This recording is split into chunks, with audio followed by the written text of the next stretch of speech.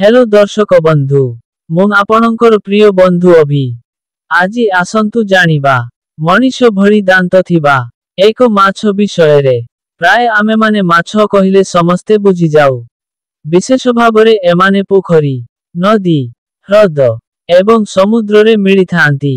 विश्वरे प्राय 33,000 प्रजातिर माछ देखिबाकू मिली थाए। प्रतिवर्ष वैज्ञानिक माने नुआ नुआ प्रजातिर माछ आविष्कार मध्य करंती।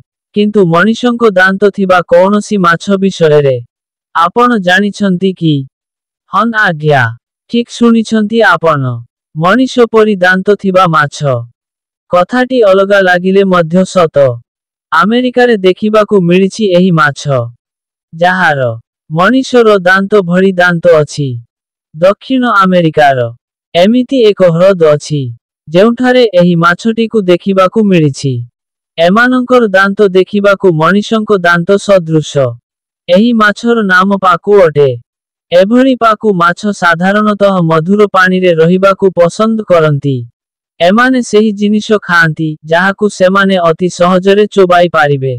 एही प्रजातिर माछर लंब प्राय 6 फुट 5 इंच हेबा सहित ओजन प्राय 40 किलोग्राम पर्यंत होइथाए। एही प्रजातिर माछ कौनसी अन्य जीवजंतुंको उपरे आक्रमण को नहीं सेपरी किछि तथ्य नाही। एमाने शांत स्वभावर होइथांती। एही माछ स्वभावरे रागी नुहंती। एही तथ्य भल लागिले चैनलटी को सब्सक्राइब करी बेल आइकन को प्रेस करी देबे। कमेंट रे आम जगतर नाथ जगन्नाथं को भल पाउथिले जय जगन्नाथ लेखि देबे। भिडियोटी को लाइक करिबाकू भूलिबेनी। रहुछि नमस्कार। आउ एको नुआ भिडियो रे मु पुणी फेरिबी।